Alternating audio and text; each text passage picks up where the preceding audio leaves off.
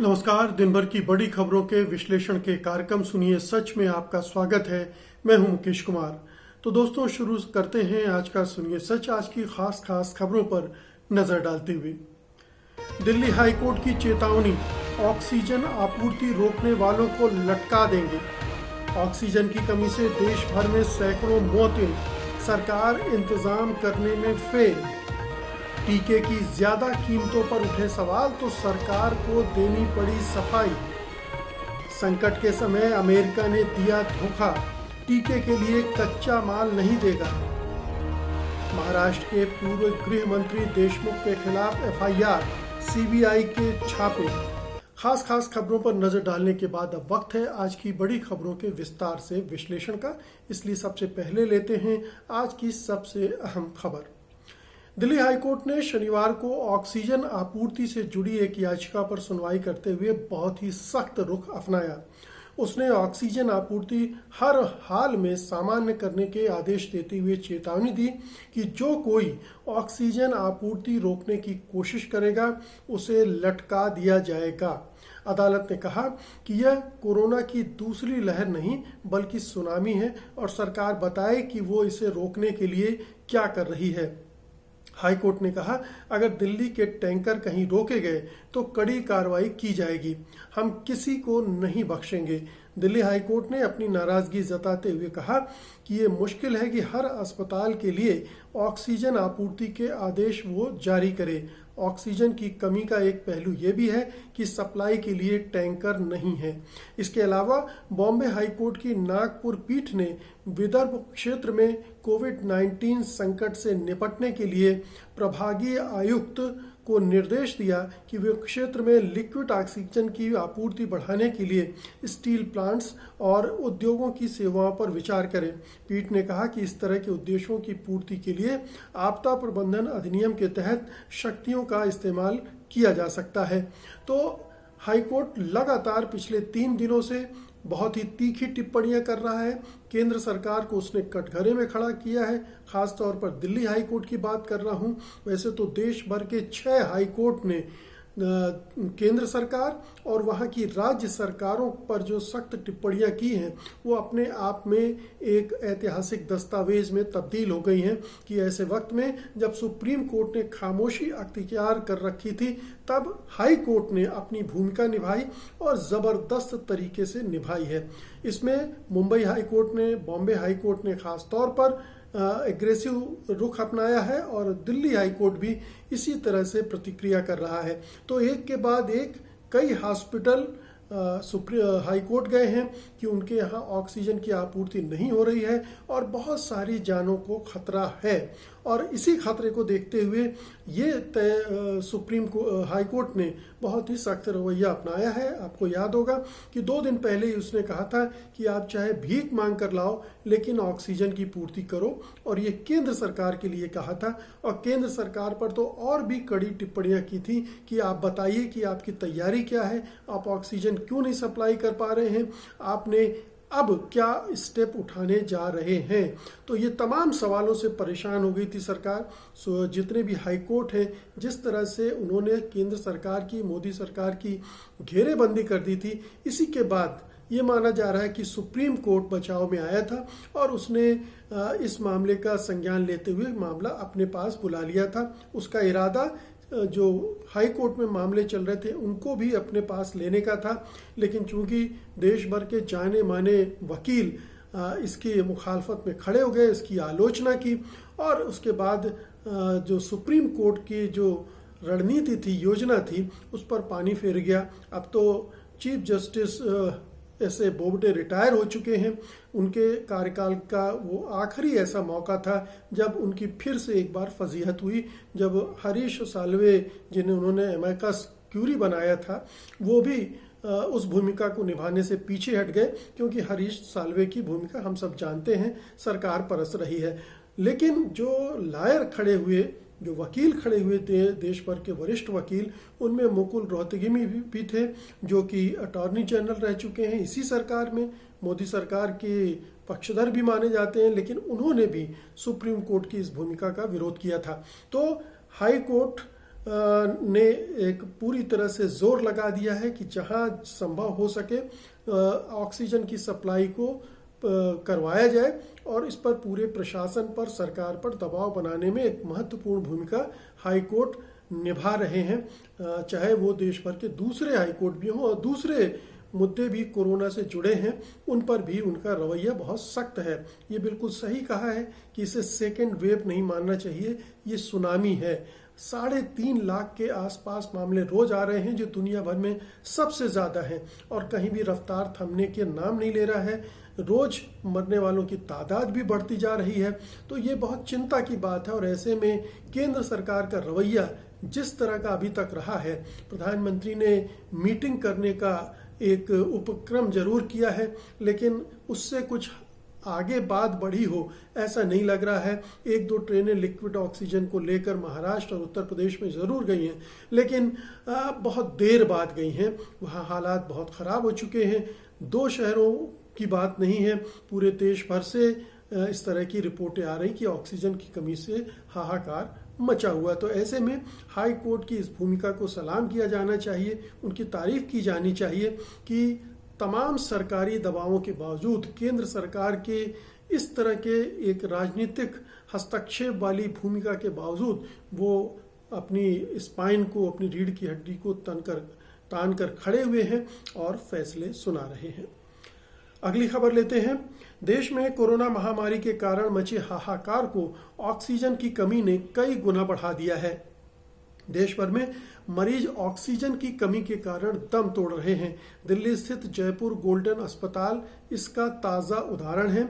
यहां शुक्रवार को ऑक्सीजन की कमी से 25 कोरोना मरीजों की एक ही रात में मौत हो गई है। दिल्ली हाई कोर्ट में जयपुर गोल्डन अस्पताल की तरफ से बताया गया कि कल यानी शुक्रवार को ऑक्सीजन की कमी से 25 मरीजों की मौत हो गई है। दिल्ली के अलावा पंजाब के अमृतसर के एक अस्पताल में भी 6 लोगों की मौत ऑक्सीजन की कमी के कारण हो गई है। इनमें से 5 मरीज कोरोना से संक्रमित थे।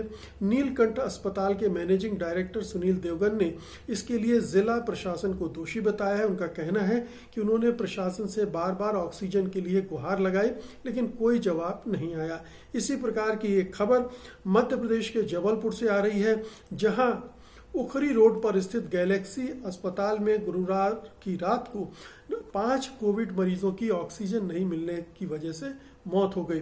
दैनिक भास्कर ने रिपोर्ट किया कि इससे भी शर्मनाक बात यह है कि जब मरीज ऑक्सीजन सप्लाई बंद होने पर तड़फ रहे थे तो ड्यूटी पर तैनात डॉक्टर और स्टाफ अस्पताल छोड़कर भाग गए। ऑक्सीजन की कमी से मरने वालों का सिलसिला यहीं नहीं रुका है। पत्रकार ब्रजेश मिश्रा ने ट्वीट करके जानकारी दी है कि यूपी के गोरखपुर में ऑक्सीजन की कमी के कारण 2 बड़े निजी कोविड अस्पतालों में 7 मरीजों की मृत्यु हो गई है। बता दें, ये जो आंकड़े हैं वो सामने आ रहे हैं, वो दरअसल असली आंकड़े नहीं है। असली आंकड़े इससे कहीं ज़्यादा बढ़कर होंगे। आपको याद होगा कि कुछ ही दिनों पहले हमने बताया था कि शहडोल में भी 16 लोग ऑक्सीजन समय पे न मिलने की वजह से मारे गए थे।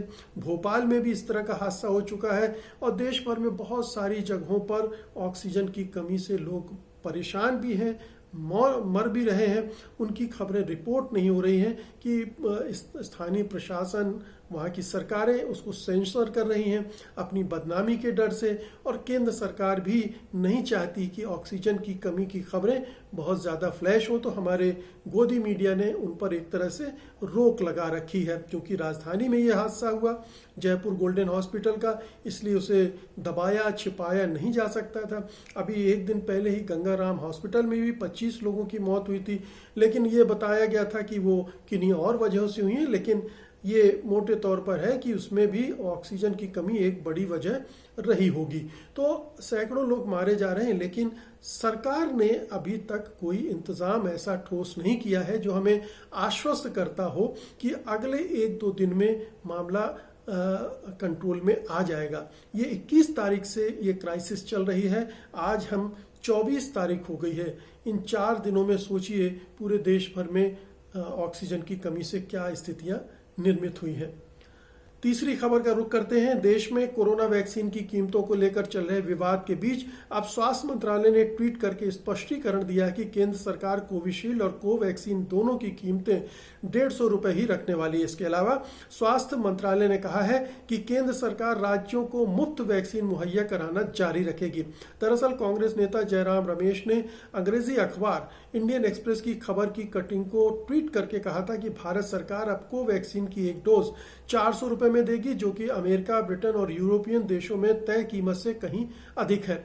इसी ट्वीट के जवाब में केंद्रीय स्वास्थ्य मंत्रालय ने स्पष्टीकरण दिया है। बता दें कि serum institute of India SII ने प्राइवेट अस्पतालों के लिए कोविशील्ड वैक्सीन की एक डोज की कीमत 600 रुपए बताई है, जो कि इस वैक्सीन की विश्व में सबसे अधिक कीमत होगी। इसके अलावा सवाल उठाए जा रहे हैं कि देश में एक ही वैक्सीन के अलग अलग दाम कैसे हो सकते हैं। बता दें सीरम इंस्टीट्यूट इसी वैक्सीन को केंद्र सरकार को 150 रुपए में देगा, जबकि राज्य सरकारों को 400 रुपए में देगा। तो ये कंपनी की पॉलिसी है, ये कंपनी की और सरकार के बीच निश्चित रूप से कोई सेटिंग भी हुई है, तभी सीरम इंस्टीट्यूट ने इस तरह की घोषणा की है। लेकिन बहुत ही दुर्भाग्यजनक है कि राज्य सरकारों को 400 रुपए में वो जो वैक्सीन दे रहे हैं वो दुनिया भर में उससे कम कीमत पर सप्लाई कर रहे हैं। यहाँ तक कि भारत सरकार ने, मोदी सरकार ने PM केयर्स फंड से जो कोविशील्ड खरीदी थी 210 रुपए में खरीदी थी और उसे विदेशों को मुफ्त में दिया था उस समय जब हमें सख्त जरूरत थी। तो इस मामले में प्रधानमंत्री अपनी छवि निर्माण के लिए उदारता दिखा रहे थे और अब जब देश के अंदर इसकी जरूरत है तो उसकी कीमतें बढ़वाई जा रही हैं। ऐसा क्या है कि केंद्र सरकार को एक दवा 150 मिलेगी और राज्य सरकार को 400 रुपये मिलेगी? ये फर्क क्यों है? ये केंद्र सरकार को देखना चाहिए, लेकिन शायद केंद्र सरकार की सहमति से ही सीरम इंस्टीट्यूट ऐसा कर रहा है। अगर ऐसा है तो ये दुर्भाग्यपूर्ण है। तो ये एक दबाव केंद्र सरकार पर बनाया जाना चाहिए, बना है, उससे झक मार कर सफाई देनी पड़ी है, लेकिन ये काफ़ी नहीं है। उस पर दबाव बनाना पड़ेगा कि वो सीरम इंस्टीट्यूट को इस बात के लिए मनवाए कि राज्य सरकारों को भी 150 रुपए में उसे ये दवा, ये वैक्सीन देनी पड़ेगी, क्योंकि सीरम इंस्टीट्यूट पहले ही कह चुका है कि 150 रुपए में जो उसने सरकार को दी थी उसके बावजूद उसे फायदा हो रहा था। 10-5 रुपए का फर्क हो तो भी समझ में आता है, और ये बल्क में वैक्सीन खरीदी जानी है करोड़ों की तादाद में। ऐसे में इस तरह की विसंगतियों पैदा हो रही हैं और सरकार खामोश बैठी है और ट्वीट भी कर रही है तो स्पष्ट नहीं है, वो साफ साफ नहीं बोल रही है, केवल अपने बचाव के लिए ट्वीट कर रही है। बहुत ही दुर्भाग्यपूर्ण है कि ये केंद्र सरकार राज्यों के हितों के खिलाफ काम कर रही है। ये संघीय ढांचे की खिल्लियां उड़ा रही है, मजाक उड़ा रही है, परखचे उड़ा रही है और राज्य सरकारों की मदद करने के बजाय उन्हें संकट की तरफ ढकेल रही है। आइए अब अगली खबर का रुख करते हैं। मोदी सरकार ने कोरोना वैक्सीन को बनाने के लिए अमेरिका से कच्चे माल पर लगी रोक हटाने का आग्रह किया था, मगर उसने ऐसा करने से साफ इनकार कर दिया है।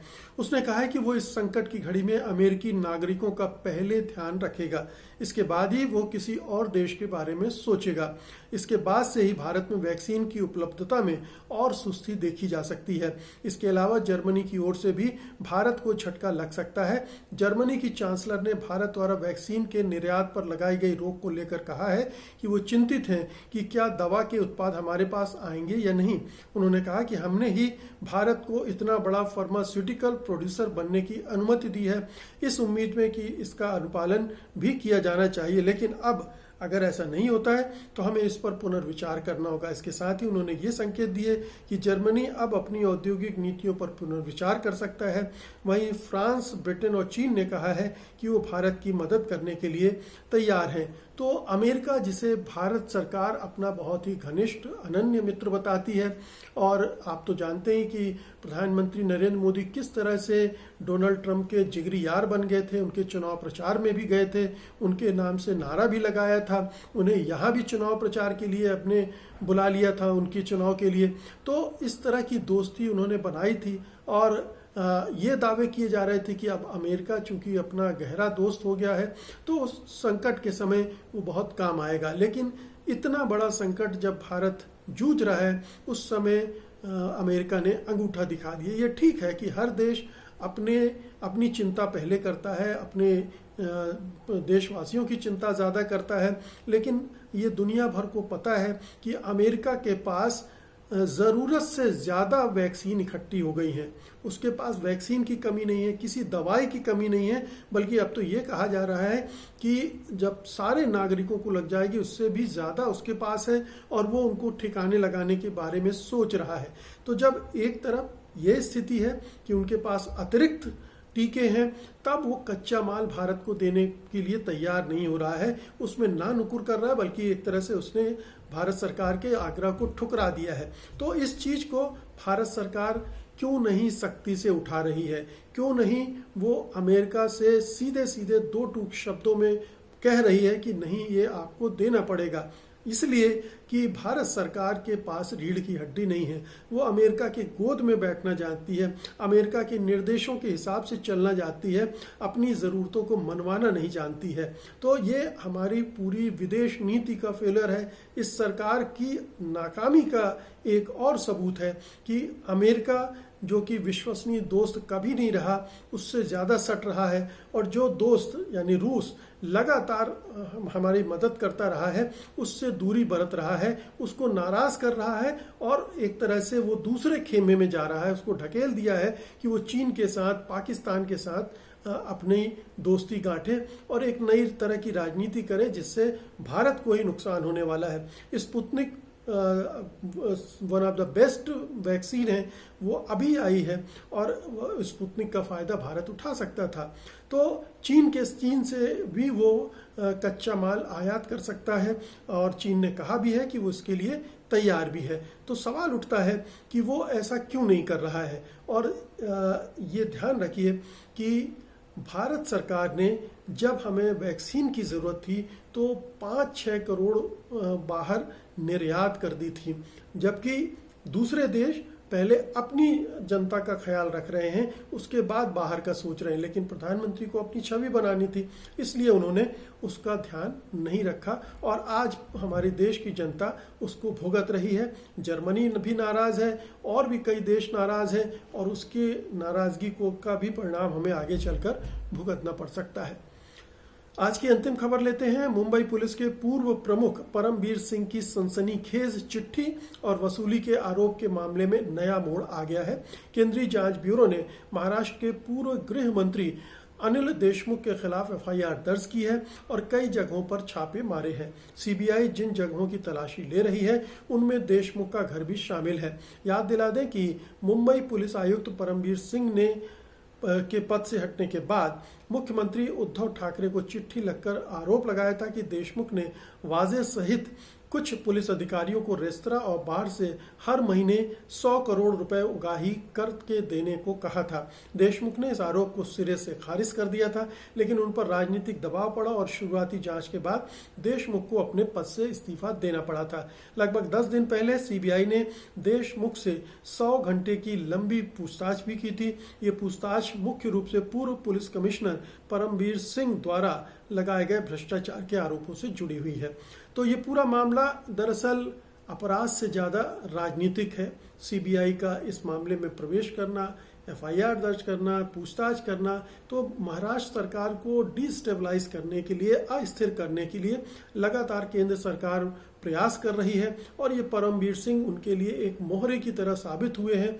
और परमबीर सिंह की एक चिट्ठी के आधार पर ये सारा मामला खोल दिया गया है, सारा मामला चलाया जा रहा है। पता नहीं इस मामले का भी हश्र सुशांत सिंह राजपूत जैसा होगा, या कुछ इसमें मिलेगा भी या नहीं मिलेगा। वैसे ये दुनिया जानती कि तमाम राज्य सरकारों में बहुत सारे ऐसे नेता मंत्री होते हैं जो धन इकट्ठा करते हैं अपनी पार्टी को चलाने के लिए, चुनाव जीतने के लिए। चूंकि राज्य सरकारों की पहुंच कारपोरेट बड़े घरानों तक कम होती है, अगर बड़े राज्यों को छोड़ दे तो वो लोकल स्तर पर ही ये उगाही करती। खासतौर से शिवसेना का ये कल्चर भी रहा है, बीजेपी भी स्थानीय स्तर पर ये करती रही है। और जो राष्ट्रीय स्तर पर बड़ी पार्टियां हैं जैसे नरेंद्र मोदी और उनके सिपा सलार हैं, वो अंबानी अडानी जैसे कारपोरेट से उगाही का काम करते हैं, जिसे एक सामान्य प्रक्रिया मान लिया जाता है, इसे पवित्र मान लिया जाता है। और भले ही वो पीएम केयर्स फंड में कुछ गलत तरीके से पैसे जाएं और फिर उनको दूसरे तरीके के फायदे दिए जाएं, वो सारा सब कुछ ठीक माना जाता है। तो ये पूरा एक खेल है, राजनीति में धन की भूमिका का खेल है। धन उगाहने का अलग अलग स्तरों पर हर पार्टियां कर रही हैं। पूरा जो हमारा लोकतंत्र है इसी तरह के काले धन उगाही, जोड़ तोड़, साठ गांठ और उद्योगपतियों से मिली भगत के आधार पर चल रहा है। और उसकी ये कमजोरी है कि इसमें इस तरह के अपराधों को पर ज़्यादा ध्यान नहीं दिया जाता, बशर्ते वो दूसरी पार्टी का नेता ना हो।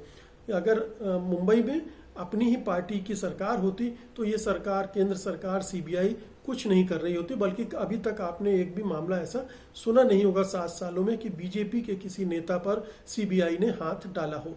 तो ये सच्चाई है हमारे लोकतंत्र की, हमारी व्यवस्था की और हमारी सरकारों की। सत्य हिंदी का ऐप डाउनलोड करें गूगल प्ले स्टोर पर।